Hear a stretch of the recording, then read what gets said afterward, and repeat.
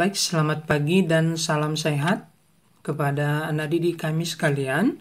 Ini merupakan pertemuan kita yang ketiga, di mana topik yang akan kita pelajari pada pertemuan yang ketiga ini tentang konsep esensial geografi. Nah, adapun tujuan pembelajaran yang harus kita capai pada pertemuan yang ketiga ini, diharapkan siswa mampu menjelaskan tentang konsep esensial geografi dan contoh terapannya.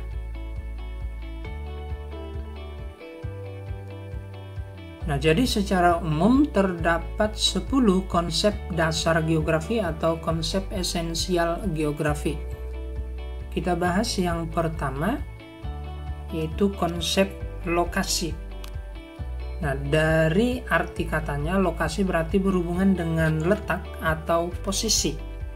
Secara umum, konsep lokasi ini terdiri dari lokasi absolut dan lokasi relatif. Lokasi absolut berarti posisi atau letak menurut astronomis atau menurut garis lintang dan garis bujur. Nah, apa contohnya? Indonesia misalnya yang terletak pada 6 derajat lintang utara sampai 11 derajat lintang selatan, serta 95 derajat bujur timur sampai 141 derajat bujur timur. Nah, itulah tentang lokasi absolut. Nah, lalu lokasi relatif yaitu lokasi atau posisi secara geografis. Geografis berarti lokasi menurut kondisi sebenarnya di permukaan bumi. Apa contohnya? Lokasi geografis Indonesia yang terletak di antara dua benua yaitu Asia dan Australia, serta dua samudra yaitu Pasifik dan Hindia. Nah, itulah contoh dari lokasi relatif. Nah, lebih jelasnya kita bisa lihat pada peta berikut ini. Nah, pada peta ini kita bisa amati letak Indonesia, baik letak Indonesia secara absolut maupun secara relatif. Nah, di sini Indonesia bisa kita amati yang terletak pada lintang 6 derajat LU sampai 11 derajat LS, lalu pada bujur 95 bujur timur sampai 141 derajat bujur timur. Nah, sedangkan kondisi geografisnya, Indonesia di sebelah utara ada benua Asia, di sebelah selatan ada benua Australia. Artinya Indonesia secara geografis kenyataan sebenarnya itu berada di antara dua benua, kemudian berada di antara dua samudra juga, yaitu Pasifik di utara dan Hindia di selatan, ya.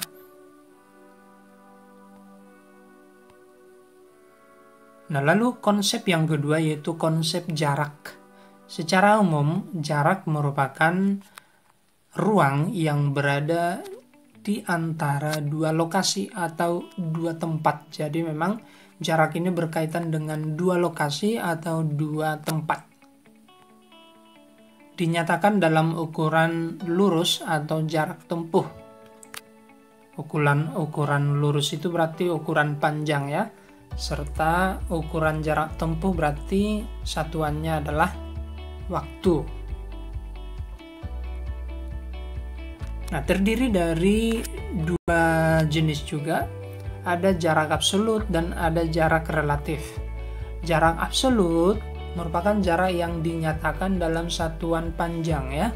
Misalnya kilometer, meter, sentimeter, milimeter, mil, dan satuan panjang yang lain. Apa contohnya? Jarak Medan dengan Binjai misalnya kurang lebih 34 km, ya. Nah, lalu yang kedua tadi yaitu jarak relatif. Ini adalah jarak yang dinyatakan dalam satuan waktu tempuh atau perkiraan. Jadi jarak relatif ini dapat berubah tergantung faktor-faktor yang mempengaruhinya, ya. Contohnya Medan binjai itu bisa ditempuh misalnya dalam 1 jam perjalanan. Nah, ini tergantung faktor yang mempengaruhinya ya. Kondisi jalan yang rusak, kondisi cuaca yang tidak memadai misalnya, kemudian kepadatan kendaraan itu turut mempengaruhi waktu ataupun jam perjalanannya ya. Semakin padat kendaraan tentu akan semakin lama perjalanan ya. Cuaca yang buruk juga itu bisa mempengaruhi semakin lambatnya perjalanan ya. Lebih jelasnya kita bisa amati pada gambar kedua peta ini. Nah, di mana sebelah kiri merupakan contoh dari jarak absolut. Kita bisa lihat jarak secara garis lurus ya, dengan satuan panjang. Nah, kemudian gambar peta yang sebelah kanan ini berarti jarak relatif yang diukur melalui lama perjalanannya ya. Nah, jadi bisa kita lihat jarak antara Kuala Lumpur dengan Beijing misalnya secara garis lurus kurang lebih 5 jutaan mil ya.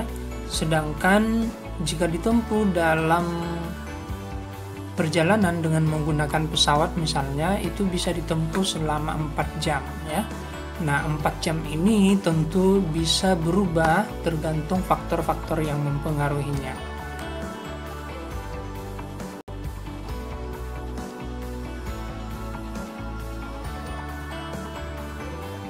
Nah, konsep yang ketiga yaitu konsep keterjangkauan atau aksesibilitas. Nah, ini berkaitan dengan mudah atau sulitnya dimasuki atau dijangkau ya. Lalu berkaitan juga dengan kondisi medan, termasuk juga ada tidaknya sarana transportasi dan baik buruknya sarana komunikasi. Nah, artinya semakin baik kondisi transportasi dan komunikasi, maka akan semakin mudah dijangkau. Sebaliknya, semakin sulit transportasi dan komunikasinya, maka akan semakin sulit juga dijangkau ya. Nah, faktor-faktor yang mempengaruhi mudah atau sulitnya dijangkau, yang pertama rintangan alam, kondisi jalan dan jarak. Nah, artinya semakin baik kondisi jalan raya, akan semakin mudah dijangkau, demikian sebaliknya. Nah, di sisi lain, semakin jauh jaraknya akan semakin sulit dijangkau, sebaliknya semakin dekat jaraknya akan semakin mudah dijangkau. Nah, lalu faktor yang lain yaitu faktor bahasa atau adat. Nah, kita tahu bahwa bahasa atau adat suatu tempat itu barangkali sangat jauh berbeda dengan bahasa atau adat daerah lain. Nah, sehingga semakin sulit kita memahami bahasa dan adat di suatu tempat, maka akan semakin sulit kita menjangkau daerah tersebut. Apa contohnya? Perkampungan di daerah Papua misalnya yang sangat sulit dimasuki atau sulit dijangkau karena rute perjalanan yang terjal dan kondisi jalan yang rusak. Ini contoh dari konsep aksesibilitas atau keterjangkauan. Nah, coba kita perhatikan gambar ini, di mana ini merupakan daerah yang relatif sulit dijangkau karena kondisi jalan yang relatif terjal dan rusak gitu ya. Nah, sehingga daerah ini akan sulit dijangkau oleh daerah yang lainnya.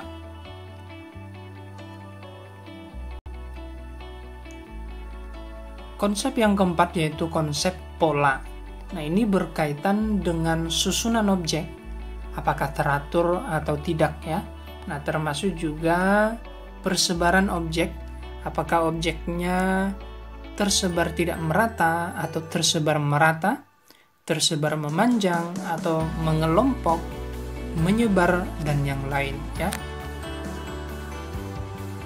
Apa contohnya? Perkebunan misalnya memiliki pola yang teratur karena sengaja ditanam oleh manusia dengan pola yang teratur ya. jarak antara batang yang satu dengan batang yang lain secara umum memiliki ukuran yang sama. Lalu contoh yang kedua, hutan biasanya berpola tidak teratur ya. Ukuran batang pohon yang serba berbeda, termasuk juga tinggi pohon yang tidak sama ya. Kemudian rumah atau permukiman di sekitar jalan raya cenderung berpola memanjang mengikuti alur jalan raya. Nah, kemudian permukiman di sekitar pegunungan biasanya berpola menyebar.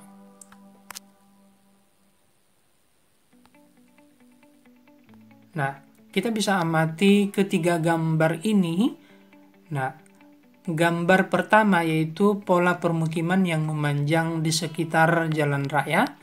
Lalu gambar yang kedua yaitu pola perkebunan yang teratur, yang memiliki alur yang teratur ya. Lalu gambar yang di bawah yang ketiga yaitu pola hutan yang tidak teratur ya.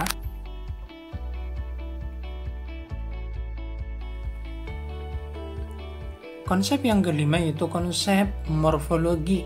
Dari arti katanya morfologi berarti bentuk-bentuk permukaan bumi. Jadi konsep morfologi ini berkaitan dengan bentuk-bentuk permukaan bumi.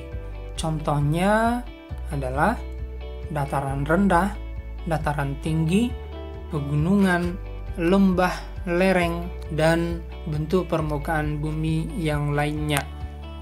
Kita bisa amati pada gambar ini, di mana seperti yang sudah pernah kita amati di lingkungan kita atau daerah lain, ada gunung misalnya, lembah, dataran tinggi, ada perbukitan.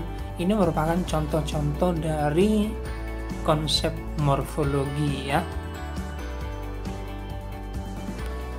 Selanjutnya adalah konsep aglomerasi atau pemusatan. Nah, ini berkaitan dengan pengelompokan atau pemusatan objek, unsur atau fenomena geografi. Contohnya, pengelompokan wilayah. Kita sangat sering mendengar atau membaca istilah tentang Jabodetabek misalnya. Ini merupakan pengelompokan wilayah Jakarta, Bogor, Depok, Tangerang, dan Bekasi ya.